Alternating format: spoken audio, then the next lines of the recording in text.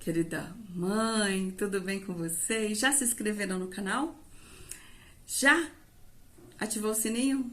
Já compartilhou algum vídeo com alguma mãe aqui no meu canal?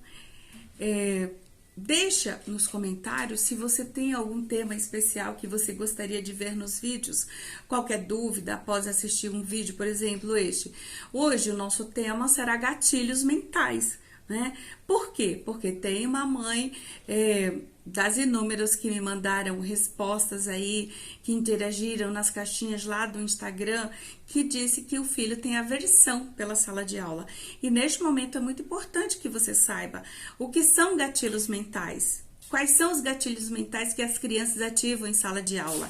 E como se desenvolve esses gatilhos mentais aí durante a estadia em sala de aula e desde quando isso começa, né? Então, são perguntas que nós vamos responder aqui nesse vídeo hoje, para que você esteja consciente de que todo comportamento tem uma causa. Uma criança, quando ela não quer ficar em um ambiente, a escola oferece tanta atividade, né? Tantos momentos bons. E por que a criança não quer ficar em sala de aula? Porque aconteceu algo que a incomoda, que ela ativa toda vez que entra na sala de aula. Então, no caso, eu vou trazer para vocês alguns tipos de gatilhos que eu atendi nas crianças, né? Em alguns clientes. E aí você pode ir descobrindo quais são os outros gatilhos que o teu filho pode ter, ou que a tua prima, que a sobrinha, para que você possa ajudar outra mãe aí, levando esse vídeo até elas, tá?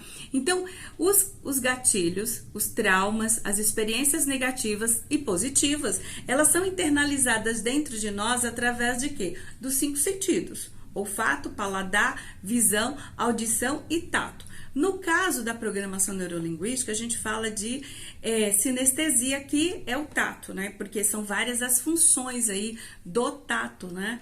Não é só o sabor, né? Que envolve o paladar, né? Mas envolve também aí contato, sentir, né? Você está em contato. Quando você sente algo na tua boca, você está em contato. Então, o tato também ali está presente, né? Então, quando você sente um sabor de qualquer bebida, de um bolo, de uma comida, o cheiro envolve todos os três ali, né? Então, a gente chama de sinestesia a parte que envolve sabor, que envolve cheiro, que envolve o sentir na pele, tá?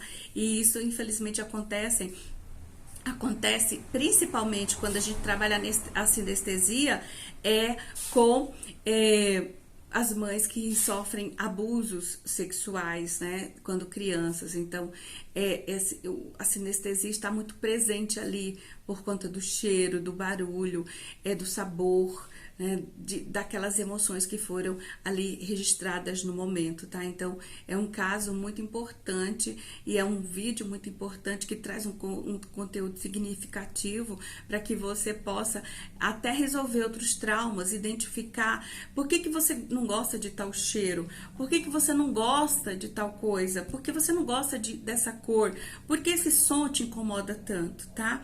Assim é o ambiente de sala de aula. Principalmente, mães de todo mundo, a sala de aula é um lugar onde se vive muitos momentos felizes, mas também muitos momentos aí traumáticos, principalmente entre um e outro colegas, né? As intrigas, as briguinhas, as primeiras briguinhas, as facetas das pessoas, né? As pessoas que dizem, a minha amiga tem duas caras, quando aquela minha amiga chega, a outra colega, então ela não me trata mais como ela estava me tratando antes. Então, são vivências aí que a gente precisa entender, que uma criança, ela internaliza desde cedo. Por exemplo, se o seu filho tem aversão pela sala de aula, é porque aconteceu alguma coisa que o faz lembrar, ativa o gatilho e ele entra tenso. né? Ele chega na sala de aula e a primeira coisa, quando ele pensa na sala de aula, o que ele pensa? No castigo que ele levou. Eu trouxe 3 estudos de caso pra gente ver, tá? Daqui a pouquinho eu vou falar sobre eles. Então, a criança, ela foi humilhada, ou a professora tratou ele mal, ele não se sentiu muito acolhido, não houve uma receptividade quando ele chegou, pelo contrário, se o teu filho foi um filho que a professora rejeitava bastante, que ignorava, que falava com grosseria, que não era o aluno preferido dela, e ele sente isso na própria pele, porque ele está todo dia naquele ambiente, então ele vai acreditar que várias crianças, que vários professores vão fazer isso com ele, tá? Então, é um caso a se observar, a pesquisar, investigar ali na linha do tempo do seu filho para ver se aconteceu algum trauma que faz ele ter aversão pela sala de aula, não gostar de caderno, jogar o caderno fora, sabe? Existem N motivos que fazem com que o teu filho não goste de sala de aula, que pega o caderno e sente raiva. Eu tive um aluno que quando eu pedia para ele abrir o livro, ele começava a suar. Ele pingava aqui do lado dele e ficava tudo molhado de suor, né? E um dia, quando ele estava mais calmo, eu perguntei para ele: o que acontece com você quando você pega o livro? Qual é a lembrança que vem? Aí ele disse: olha, a lembrança que vem, eu ainda estava em sala de aula e eu fiz essas perguntas para ele, né? O que vem na sala de aula? Não, olha, se você for fazer isso com seu filho, não faça enquanto ele está ali agitado, que ele pegou o apontador, qualquer um dos objetos de sala de aula, né? O caderno, qualquer outra coisa, tá? Você simplesmente vai aí deixar passar essa emoção, essa agressividade, seja qual for o comportamento do seu filho, e você vai ali, no momento que ele estiver brincando, você traz à tona aquela situação. Você pergunta: filho, por que você não gosta do livro, né?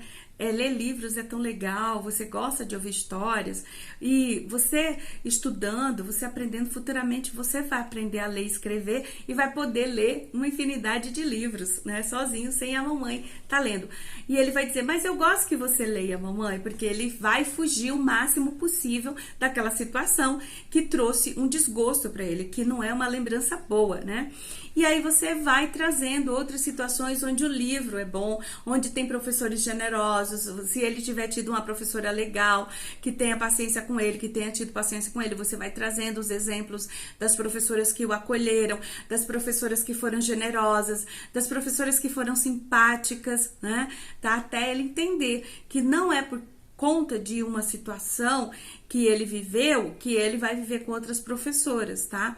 Esse é o primeiro passo que você deve ter aí, entendendo que cada comportamento da criança ela é muito acessível, flexível, ela a novas experiências, né? Principalmente no contexto de sala de aula. Se acontece qualquer coisa nesse né, nível, nessas situações que eu tô te falando, é porque o teu filho realmente tá se lembrando, tá ativando o gatilho aí de que não foi algo agradável que ele viveu, por isso que ele evita, rejeita e tem aversão àquele ambiente, tá? Seja em que contexto for ou em que momento seja, principalmente esse que nós estamos vivendo em sala de aula, o retorno para a sala de aula. Então, eu atendi 3 crianças especificamente, um já adolescente, que ele disse que ele foi deixado, ele demorou a falar e a família dele vibrava, né? Vibrava quando ele estava em sala de aula. E foi aquela coisa toda, aquela emoção por ele ter falado, por ele ter ali, desculpa, com 3, 4 anos ter começado a falar. E ele disse que vibrava e ele não lembra direito o que aconteceu, só lembra porque a mãe dele disse que aconteceu alguma coisa na escola, que uma professora tinha feito uma brincadeira com você e tinha com o filho, né, e tinha deixado ele em cima de uma pilha de cadeiras e que a partir daquele momento ele começou a gaguejar. Foi isso que a mãe explicou para ele, tá? E toda vez que ele vai falar, principalmente em público, que ele se sente intimidado, que ele fica sendo alvo de atenção ali, o centro das atenções, ele diz que aí que aumenta a gagueira dele, tá? Então a gente está tratando isso nas sessões terapêuticas, tá? E tem outra situação onde a criança, a professora deu brinquedos para todo mundo e ele tinha levado um carrinho vermelho e ele disse que a professora disse que esse carrinho era dela, era da escola e que não era dele, que ele estava mentindo para ela. Então a criança, ela sofreu injustiça ali e a professora pegou o carrinho. Eu perguntei onde ficou esse carrinho, né? Ele disse o carrinho ficou na prateleira, na estante, a professora não deu e eu pedi pro meu vô ir buscar e falar com ela que o carrinho era meu e o vozinho dele disse que comprava outro e ele ficou querendo aquele carrinho de volta. Isso me lembrou muito, gente, a história do soldadinho de chumbo, né? O soldadinho de chumbo que caiu pela janela e que a água levou, né? E fica aquela coisa, né? Mas eu quero meu soldadinho que só tem uma perna, eu quero muito ele, né? E até que o menino resgatou ali, que voltou o soldadinho de chumbo pro menino. Então, as crianças, elas têm esse sentimento muito forte por um brinquedo perdido, por uma boneca que foi rasgada, por uma boneca que foi jogada no lixo, por aquela boneca que foi dada. Precisa perguntar para a criança se realmente ela não quer mais brincar com aquele brinquedo, se pode realmente dar, porque a criança dá um significado muito maior aos brinquedos, né? Assim como aquele carrinho, por mais que o avô dele tenha comprado outro carrinho, ele indo para a escola e vivenciando aquilo por vários dias, vários meses, olhando para o carrinho lá na prateleira, e a professora não o devolveu, causou um trauma sério o nome dele era Cristiano, né? Que ele agora está no 8º ano.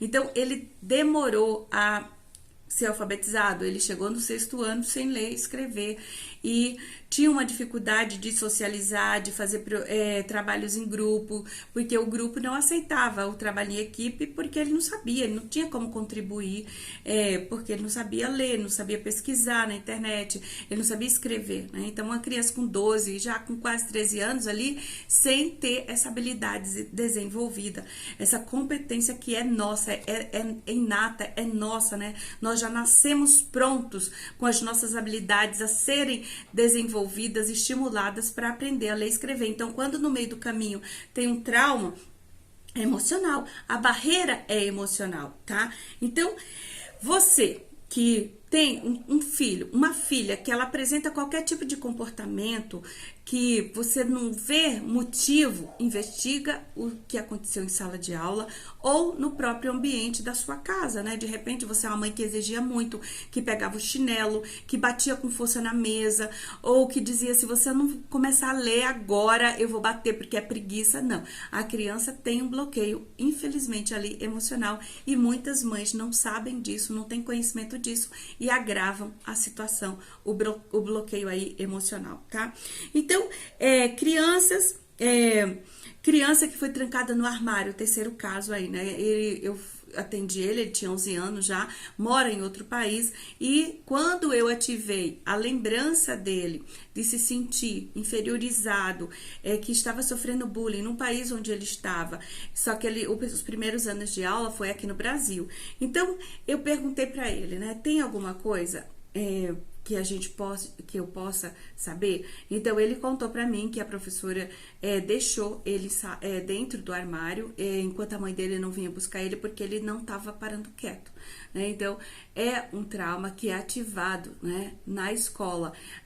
Ninguém gosta de mim, ninguém me ama, e a professora vai fazer aquilo de novo comigo. Então, os amigos, se a professora é gentil, se a professora é empática, se a professora acolhe, mas a criança tem esse gatilho, qualquer momento ele vai sofrer algum tipo de de situação humilhante, de traumatizante, então a criança desenvolve aí o bullying na escola, tá?